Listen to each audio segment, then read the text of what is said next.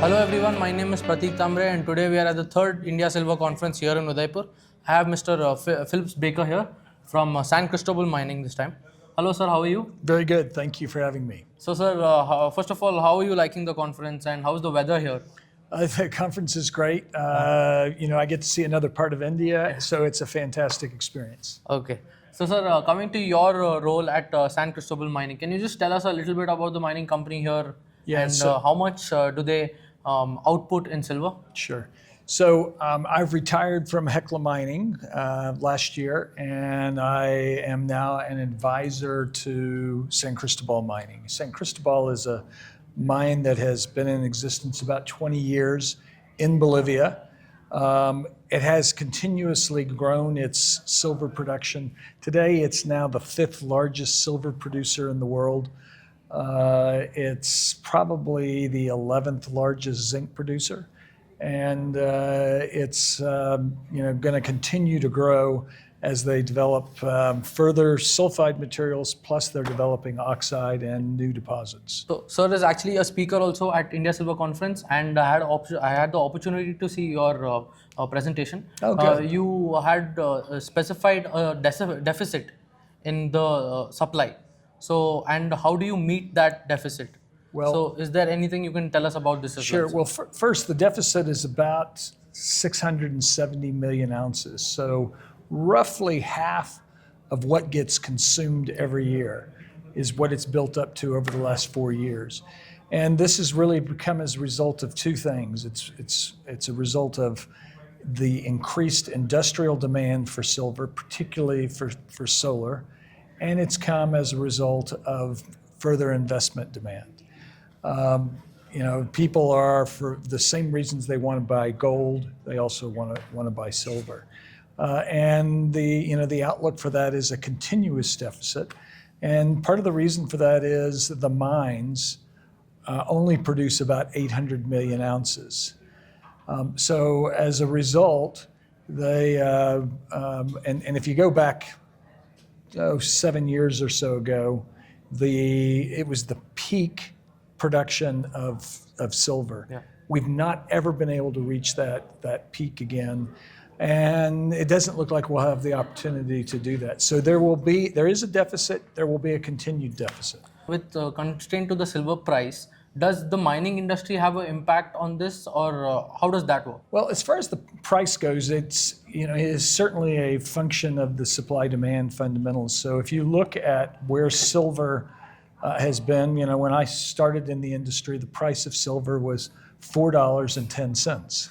So today we're somewhere between $30 and $35. So it responds. Yeah. The amount of demand for silver was about half of what it is today.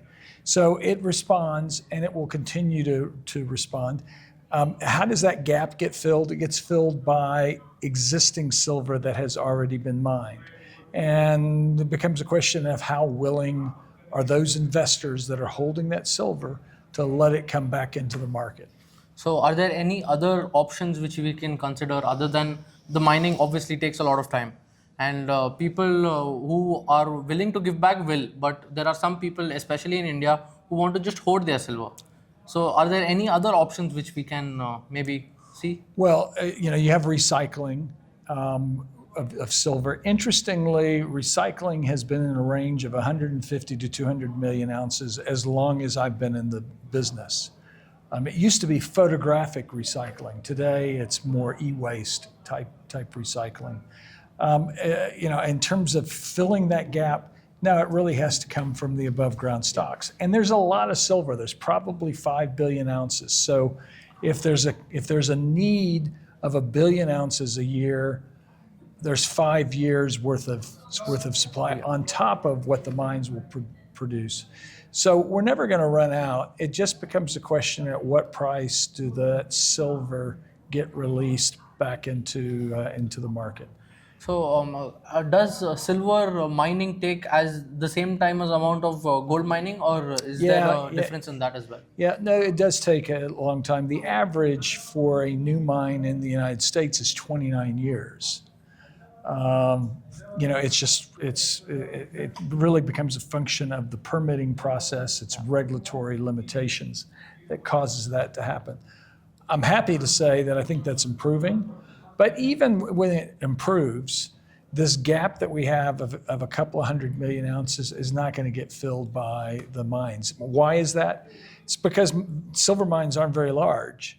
The largest silver mine in the United States is 10 million ounces a year out of an 800 million ounce market. So it's quite small. The largest silver mine in the world, or mine in the world that produces silver, is 40 million ounces, so 5%. So it takes a lot of mines to really make a difference with that gap. Yeah. So in our precious metals industry, as you know, that ESG plays a very big role in today's time.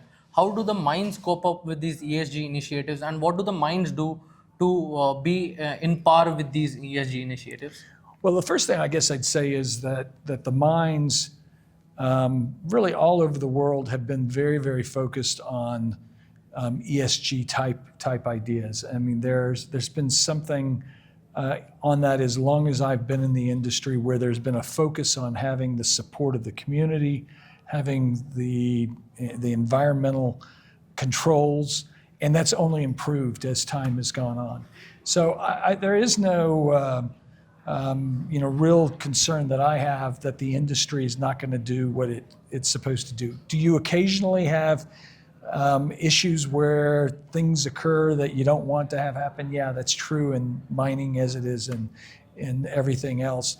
I think with the ESG, you're going to see continued diversity in terms of the people that come to work in the mining industry. Part of it is mining has become more and more attractive relative to other opportunities. Wages are higher. The longevity of the mines are longer. The technology is greater. It's not the people have this concept of a miner being, with a pick and a shovel. It's nothing like that. These guys and gals are running very sophisticated equipment, and they have very, very complex, challenging jobs, but they're physically not as demanding as they were in the past. Okay. What about the reciprocal tariffs, and how does that impact the mining industry in the US and other mines abroad as well? Yeah. So at least at this point, gold and silver is not subject to the tariffs, because realize that they're really, while they're a commodity, they're also a currency. They're monetary metals. So they're not subject to the tariffs. However, inputs into the cost are subject to tariffs. So it will certainly raise the cost of production, which means there'll be products, there'll be the properties that will not be viable unless you have higher metals prices. I think that will happen over time, so I'm not terribly concerned. Thank you so much for this opportunity, sir, once again, and we hope to see you in many more silver Yeah, conferences. me too. Thank Thanks you so very much. much. Thank you.